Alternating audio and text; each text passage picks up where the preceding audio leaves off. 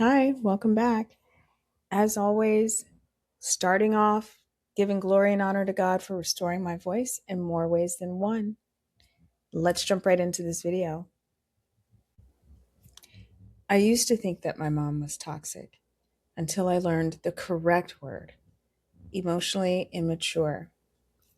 And it all made sense because toxic means that she was trying to destroy me. Emotionally immature means that she was surviving, right? And my mom was just surviving. So today, we're breaking down the differences between the two. Toxic is a weapon, and emotionally immature is a wound. So a toxic mother is all intent based, right? The intent to say hurtful things, right? She knows what she's doing, it's all deliberate, right? The manipulation is deliberate. The guilt trips are deliberate. It's strategy with her, with the toxic mother, right? She needs control and she uses you to get that control. Now, emotionally immature is all capacity, right? Her capacity to show up for you when you need her, right?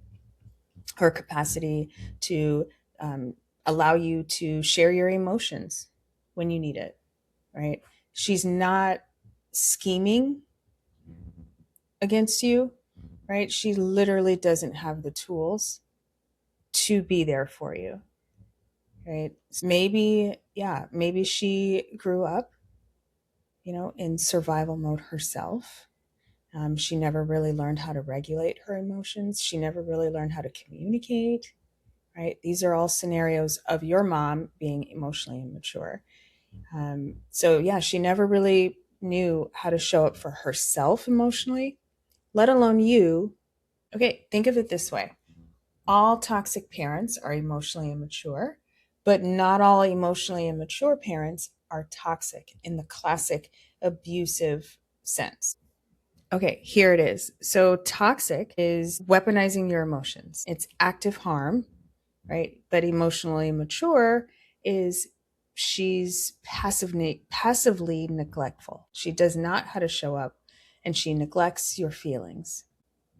So the internet's problem is that social media puts everything into this toxic box, right? By calling a drowning woman a villain. And really what you're doing, but really what the internet is doing is mislabeling her. It's not healing, right? It's mislabeling her. So, a scripture that I would love for you to reference is James 3:5-18. So, let me show you what this actually looks like in three real life scenarios. You ready? So, scenario one: you come home excited about something, right? And the toxic mother immediately shuts it down with, oh, it must be nice to have time to do that, right? She completely invalidates you. She makes you small. That's what a toxic mother would say. An emotionally immature mother, you come home, you're excited about something, but she doesn't react, right? She doesn't know how to react, right? She doesn't know how to celebrate you, right? Maybe your mom never had anyone celebrate her. And so she doesn't know how to celebrate you. Scenario two: you try to set a boundary. The toxic is rage, it's guilt, and it's after everything I've done for you, after everything, right? So your boundary is a loss of control for her.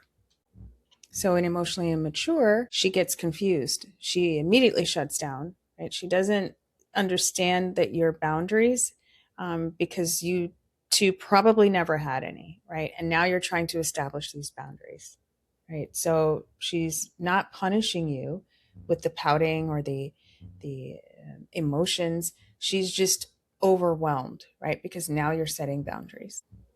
So scenario three: you succeed at something, you win an award, best daughter of the year. So the toxic sees this as competition, right? So she always feels like she needs to one up you.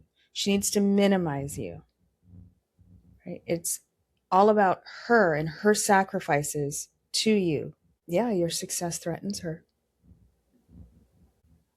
So in emotionally immature, right, she's awkward, silence, right? She's proud, but doesn't know how to celebrate in front of you, right? It might be a dry, oh, congratulations, right? As opposed to, congratulations, I'm really happy for you, I'm excited for you, right?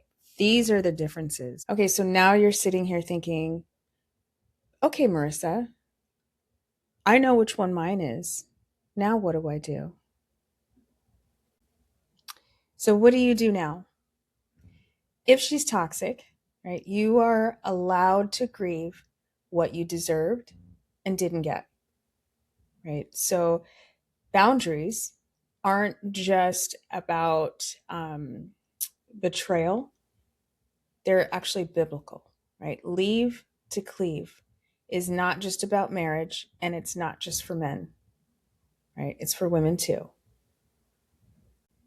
It's about becoming your own person, right? Healing may look like you create space and distance, and that's okay.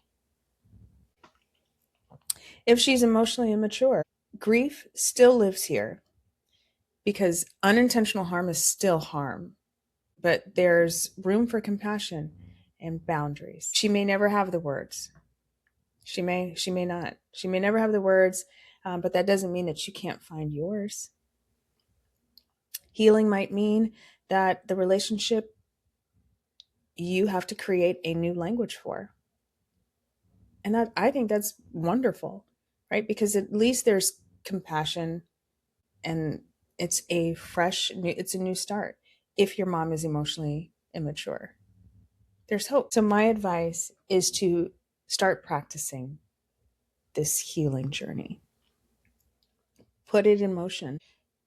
Your childhood and the way your mom raised you, it explains your story, but it doesn't actually have to define your future going forward. Drop a comment in the comment section. Let me know, emotionally immature or toxic, which one raised you? No judgment in this space, just truth. If this hit home, subscribe. I put out videos every week for women like us, daughters of single mothers who are done surviving and ready to start living. Until next time, bye for now. Hi, welcome back.